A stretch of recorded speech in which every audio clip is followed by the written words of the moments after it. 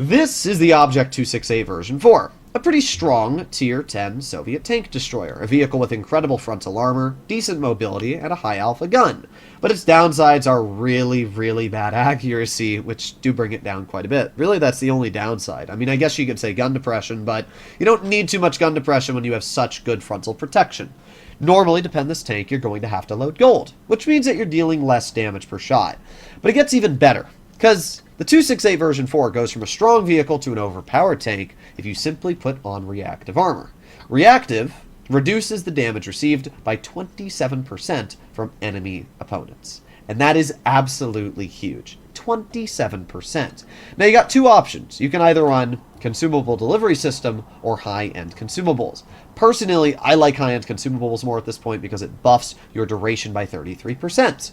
And not only that, but then we can go over to the boosters tab, and we can run, in my opinion, one of the most overpowered items in the game, which are cooldown boosters. These reduce cooldown of all of your consumables by 30%. So my adrenaline goes from probably a, 65, 70-second cooldown down to 61. My multi-use restoration goes from like a 90-second cooldown to 76, and reactive armor goes from a 65-second cooldown, 15 seconds faster, down to 50. That's huge.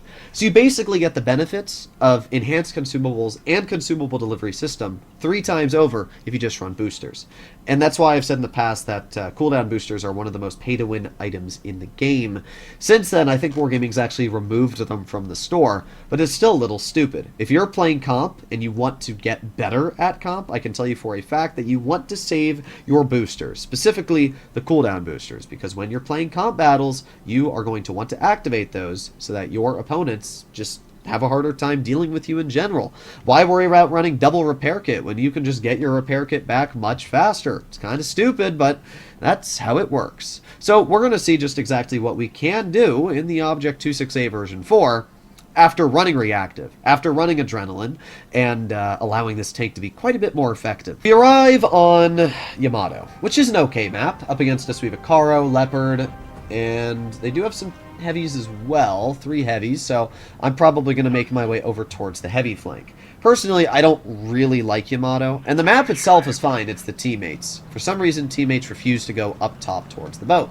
And because of that, it puts you usually in a really awkward situation, because, yeah, you can see it here. For some reason, people refuse to go up to the boat. The best part of this map, if you're in a heavy, is going to that far corner there and holding it. But unfortunately, as I keep saying, for some reason people are like stupid and they just refuse to go there. And it does get me quite irritated. Now we have the Progetto and, well then, that's called luck. That is not where I aimed, but that is where it hit. So I guess I can't get all too mad. I'm going to ignore the BZ and the Progetto, and we're going to make our way up top here. We're going to see if we can get any shots out. Let's see. Let's see what we have going on. Well, we got the 263. I'm really hoping that the 452 pokes us.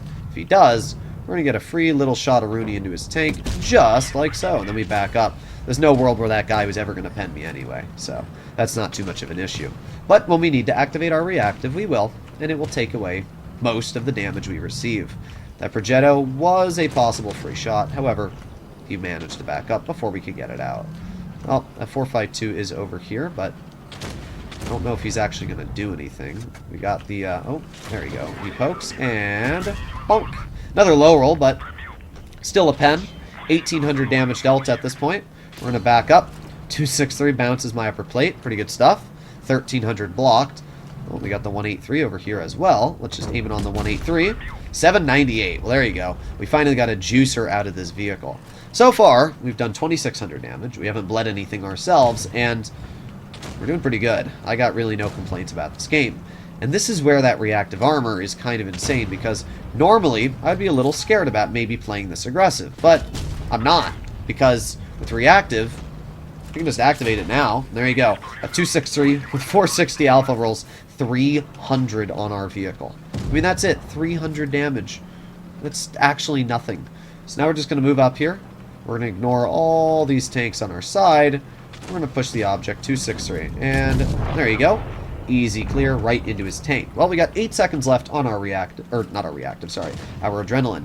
And I don't really see any world where this BZ's going to be able to pen me anyway. We're just going to poke the... Oh, I got stuck on the corner. That's my fault, to be fair. I misplayed that, but it's not that big of a deal. We do have teammates behind us, and they are alive, so that's pretty important. All right, let's try this again, but this time, hopefully not mess it up. Problem I'm a little worried about the 183 is that he can overmatch my roof. But at the same time, I can overmatch his roof. So there you go, he's dead. We do have the Leopard on our side, which is a big threat. However, not one that I'm too worried about at this current time frame. Just going to make sure that the Caro has a hard time penning me. And no, that's not happening. Alright, we're going to back up. Come on, bounce me. That Leopard is dead, actually. Well... if my team did something, that would be great, but unfortunately, as of now, that's not the case. There you go. Finally getting a clear. Pretty good stuff. We are alive. Reactive didn't do too much for us here, but at the end of the day, there's not much you can do about a Caro anyway. There you go. Clear the enemy progetto, and I'm going to back up before that BZ has the ability to really push me. So we've dealt 4,200 damage at this point, and we're going to angle the hull outward so that the BZ can't pen. Just like that. Pretty solid result. Bruh. This TL7, bro. Oh, man. Well, the good news, again, is that I think our armor's pretty good here, and this BZ's honestly, yeah, freaking out. So, we get to live, and we get a clearing shell into the BZ. So, pretty solid result there. We did 5,500 damage, and we won, and we were able to get clears out. I think the misplay was honestly my fault. I should not have poked that Caro. I should have waited. We still blocked 3,500 though. And again, with that amount blocked, and the fact that we have reactive armor, I didn't use reactive at maybe the most optimal times, but still, we did more than enough. I'm very surprised that that enemy Leopard managed to kill himself there. Seems alright, but... I don't know, I got shot once by him and then I looked back and he was dead. I would say my least favorite thing about the 2.6a version 4 is that it has APCR standard. It's absolutely tragic. For some reason, Wargaming really likes to take away the fun in this game, and they say, oh look, a vehicle that's already inaccurate. Let's give it a round that struggles to penetrate everything. I mean, the gold are fine on this tank, you know. You're not going to struggle to pen anything with the gold rounds on this vehicle, but in general, I just hate APCR standard. It's literally the most rat thing you can have in the game, and for some reason Wargaming puts it on vehicles that really just don't deserve the pain. But here we go, fully wide into the mediums, hopefully. Unfortunately, the 113 is right in front, but let's see. Ah, that was close, bro.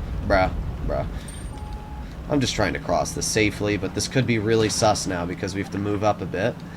Alright, keep going. Alright, we're good. This is where you want to go. I don't know why the 140 didn't just go to that little rock there, but we are fine for the most part. We're going to chill here, and we're going to be able to hold the enemy team off. Now, ideally, I'd love to be able to push this, but we're not able to do much yet. And what I'm hoping is that... well, Sussler. Nah, I was never ever going to be able to hit that Kampfpanzer at that angle. This 113 over-aggressed by like 2 miles and nuked himself for no reason. But we're alive, and the WZ's getting bled out, which are two very, very important things. The Leopard gets shot, and I'm still not able to do anything here. I mean, what a rat game, bro. Alright, well, I'm just going to push this Caro if I can. You're not going to get very far, good sir. There you go, 608 shots, and he's dead. Pushing caves, you're not going to do much. Your teammates are going to farm, and honestly, it's because nobody else on their team went here. I thought that they were going to have vehicles in their, you know, spots to shoot caves, but nope. Their entire team screwed caves. So, I'm not sure if that's the medium's fault or what. We're kind of in an awkward spot here, I'm not going to lie. Well, the KPZ's not looking at me, so we're just going to push the IS-7. I don't see any world where the IS-7's even going to pen me, so we're just aiming on his lower plate, get a nice 630 shot into his vehicle. Alright, well, the Foch kills my teammate, and this is where having reactive is quite nice. I'm going to activate it now, and 323 from that tank. There you go, and then a 718 little juicer, and we push the KPZ into the open, and he's dead. Now we turn towards the IS-7, who for some reason thinks driving up here is a good idea. we're just going to push right on over if we can. Oh, we don't need to. There you go. 725 Juicer into the IS-7, bringing him down quite a bit. So already, pretty good stuff. The Foch is not enjoying life too much anymore. Misses his one shot, and that means we can just drive right over this little ledge like so, aiming on the IS-7 engine deck, and finish him off. Well, pretty good. All that's left is a T-110 E3. I don't know where he is. Our team pinged there. I don't think he is there, though. I'm going to be real. I think he's AFK in their spawn. But I guess we'll see. But I would think the E3 is AFK. I've not seen him once this game. I haven't seen any shots come from him. If he is there, then oh well. But I'm spotted. Bro, really? He's not it. Wow. You gotta be hella bad at the game to sit and spawn the entire battle and actually not be AFK. That's pretty sad, I'm not gonna lie. Well, let's aim it on the E3. Aiming, aiming, aiming.